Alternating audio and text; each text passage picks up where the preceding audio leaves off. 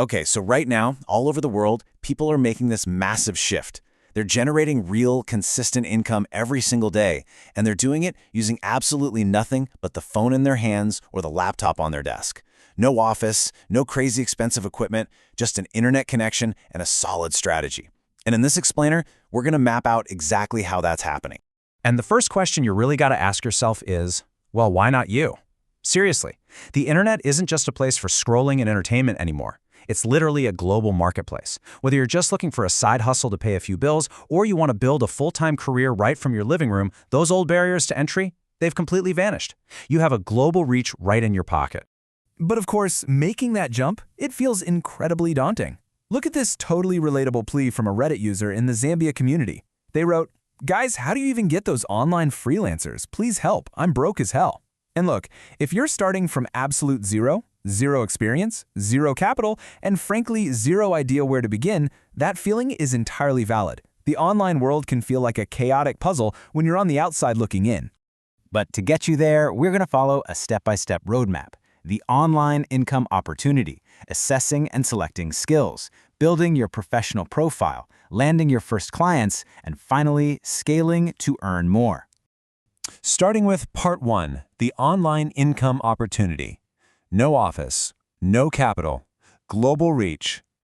The fundamental shift here is just realizing that you can control your income without needing those traditional 9-to-5 employment structures. You're exchanging your value directly for capital right across borders. And what's really interesting is how simple the entry points actually are. You do not need a computer science degree to start. Beginners are making money right now offering AI services, using free tools like ChatGPT and Canva to generate captions, CVs, and posters in literally minutes. Others are doing social media management for local businesses who, have Facebook pages but zero idea how to actually run them. Or they're offering basic freelance services like writing and research. The key takeaway? Businesses are absolutely willing to pay monthly for this kind of consistent support. Moving on to Phase 2. Assess and select skills, finding your unique niche. So before you jump onto a platform and try to sell everything to everyone, you've got to figure out exactly what specific value you can offer. And the Sorted VA Guide actually provides a brilliant framework for this. Step 1, make a list of your skills, both technical and soft. Step 2, identify your strengths. Where do you naturally excel? Step 3 is considering your interests, because let's face it, enjoying the work is what keeps you going. And Step 4, which is absolutely crucial, is evaluating your transferable experience. What did you do in a past job or even a volunteer role that applies digitally? They highly recommend doing a full SWOT analysis and skills inventory before deciding what you're going to sell. Once you've done that self-assessment, look at what's in highest demand right now. The Smart Money Online Guide highlights digital marketing, content creation, web development, virtual assistants, and AI tech skills, like prompt engineering. And here is the best part. If you don't have these skills yet, you can literally start learning them today right from your smartphone using totally free online resources. Build the skill first, then sell it. Which brings us to Phase 3, build your professional profile. Setting up for success. Okay, so once you have a skill, you need credibility, right? You have to show potential clients exactly what problem you solve and why they should pick you over anybody else. Setting up for this success actually requires two distinct environments. First is your physical environment. Like the Sorted VA Guide emphasizes, you really need a functional, distraction-free home workspace to keep your productivity up. Second is your digital environment. You need a polished CV and a professional-looking portfolio. And again, you can use free platforms for this, Canva, LinkedIn, Google Docs, just to organize your past projects, case studies, and any testimonials you have. Let's look at a really practical example from the source material. Meet Sarah. She's a virtual assistant who specializes in content writing. Her portfolio isn't just a generic list of things she can do. It's actual proof of what she has done. She showcases real writing samples, client testimonials, and case studies detailing the hard results of her successful content campaigns.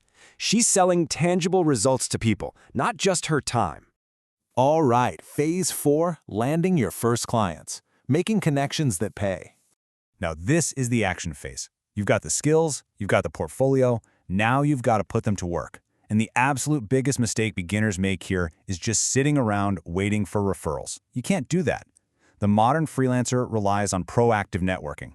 You need to actively use platforms like Upwork for long-term projects, Fiverr for those quick service gigs, and dive headfirst into LinkedIn groups and local Facebook networks. You basically have to put yourself right in front of the people holding the money. But, and this is a big but, you can't just spam people with generic, copy-pasted pitches. The sorted VA networking strategy suggests a really clear 4-week timeline for building actual relationships. Week 1, personalize your outreach to potential clients. Week 2, offer value upfront. Maybe that's a free consultation or just sending over a helpful resource. Week 3 is all about building genuine rapport and trust. That way, by week 4, when you finally pitch your services, you aren't just some random stranger, you're a trusted resource. Now, when it comes to actually getting paid, beginners often hit some roadblocks. In that Reddit thread we looked at earlier, users were discussing how traditional payment processors like PayPal aren't available everywhere. Well, one user shared a really practical workaround, using a platform called VaultLeap. It basically provides US and European bank details without you needing to register a formal business or an LLC. That allows freelancers to withdraw in their local fiat currency or even instantly convert it to a digital crypto like USDC. It's just a prime example of good old digital problem solving. And finally, Phase 5, scaling to earn more, treating it like a business.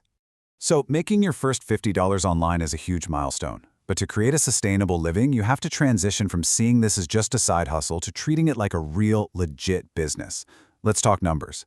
Looking at data from the Twine blog regarding what businesses actually pay, if you're charging hourly as a freelancer, typical rates range anywhere from $25 to over $150 an hour, depending on how much of an expert you are. But look at that monthly platform management model.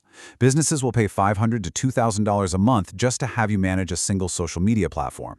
As a beginner, yeah, you start low to get those good reviews, but these are the very real numbers you should be targeting as you gain experience and start offering ongoing monthly value. And remember, you do not have to do this all alone. Listen to this quote from Clive Lusana, a digital freelancer featured in the African Review.